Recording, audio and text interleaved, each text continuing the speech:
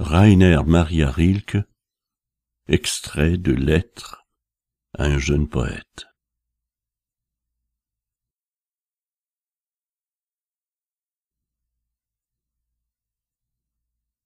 Une seule chose est nécessaire, la solitude, la grande solitude intérieure. Aller en soi-même et ne rencontrer des heures durant personne. C'est à cela qu'il faut parvenir. Être seul comme l'enfant est seul quand les grandes personnes vont et viennent, mêlées à des choses qui semblent grandes à l'enfant et importantes du seul fait que les grandes personnes s'en affairent et que l'enfant ne comprend rien à ce qu'elles font. S'il n'est pas de communion entre les hommes et vous, essayez d'être près des choses.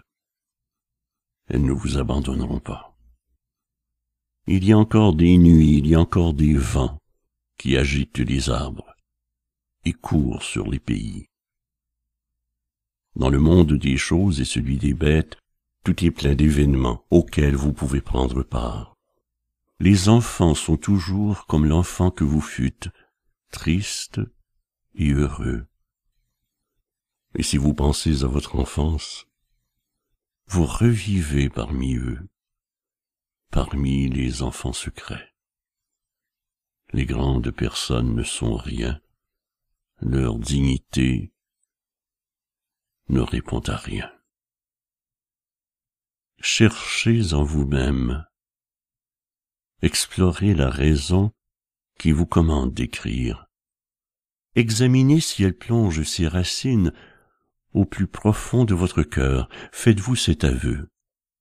Devriez-vous mourir s'il vous était interdit d'écrire? Ceci surtout, demandez-vous à l'heure la plus silencieuse de votre nuit, me faut-il écrire?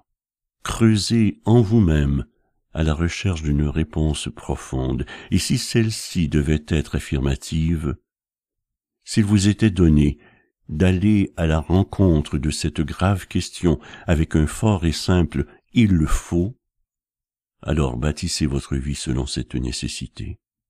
Votre vie, jusqu'en son heure la plus indifférente et la plus infime, doit être le signe et le témoignage de cette impulsion. Puis vous vous approcherez de la nature, puis vous essaierez comme un premier homme de dire ce que vous voyez et vivez, aimez et perdez. N'écrivez pas de poèmes d'amour, évitez d'abord les formes qui sont trop courantes et trop habituelles, ce sont les plus difficiles, car il faut la force de la maturité pour donner, là où de bonnes et parfois brillantes traditions se présentent en foule, ce qui vous est propre.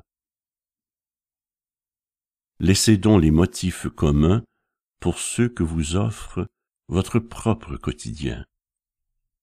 Décrivez vos tristesses et vos désirs, les pensées fugaces et la foi en quelque beauté. Décrivez tout cela avec une sincérité profonde, paisible et humble, et utilisez pour vous exprimer les choses qui vous entourent, les images de vos rêves et les objets de votre souvenir.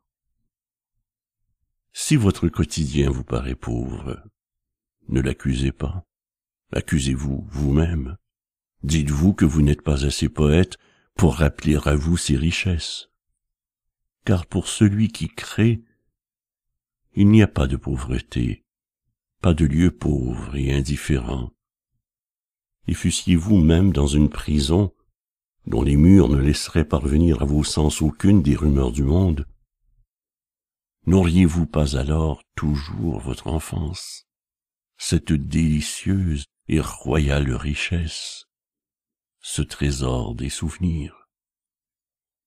Tournez vers elle votre attention, cherchez à faire ressurgir les sensations englouties de ce vaste passé. Votre personnalité s'affermira, votre solitude s'étendra, pour devenir une demeure de douce lumière, loin de laquelle passera le bruit des autres.